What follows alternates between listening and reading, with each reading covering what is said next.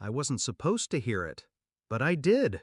Here's to stupid relatives with money. My mother's voice cut through the laughter like glass shattering. The table roared with approval, glasses clinking. And I sat there, her child, smiling politely while the word stupid burned into me like a brand. That was the night I stopped being family and started being a storm. It hadn't always been this way. I used to worship her. My mother, the sharp tongue, the perfect hostess, the woman who built an empire out of manipulation and wine-soaked smiles. I thought if I worked hard, if I achieved enough, she'd see me. Instead, she saw my wallet. I bought the house, I paid for the vacations, I covered the emergencies. She always called it generosity. But behind my back, I was the fool.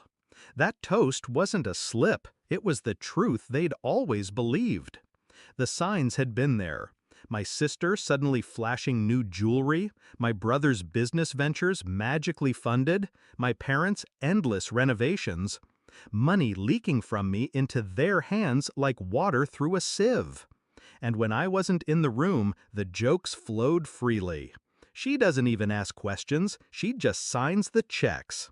But that night, hearing them say it out loud, to my face, and watching them laugh, that was my clarity.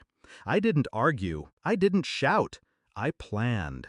Because nothing tastes sweeter than silence before the strike.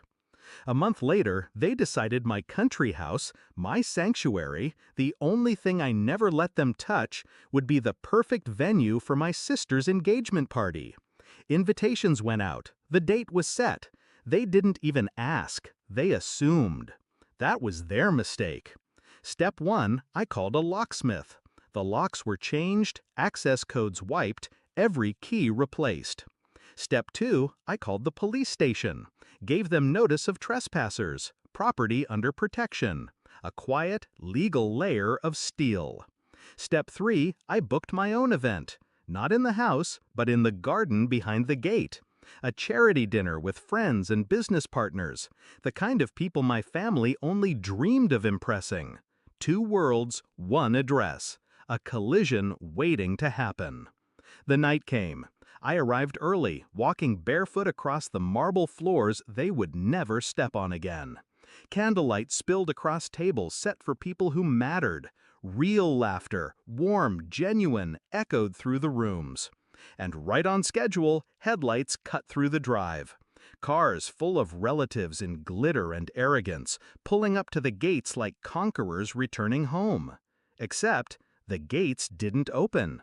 I watched from the balcony as they gathered outside, confusion twisting into anger. Dresses dragging across gravel, heels sinking into mud. My mother at the front, face pinched. My sister clinging to her fiancé's arm, eyes scanning the windows for me like a beggar at a feast. The guard stepped forward, calm but firm. This is a private event. You're not on the list. Their voices rose in protest, my mother shouting my name, demanding entry. My father red with rage, my sister pleading about her special night. But every cry bounced off those locked gates like stones against steel. And then, silence. Because they saw me, standing above them, glass of wine in hand, dressed in black like the executioner I'd become. I raised my glass, just as they had weeks earlier, and said the words they once mocked me with. Here's to stupid relatives with money. Except this time, no one laughed. The realization hit them all at once. The party they thought was theirs was mine. The house they used as a playground was fortified against them.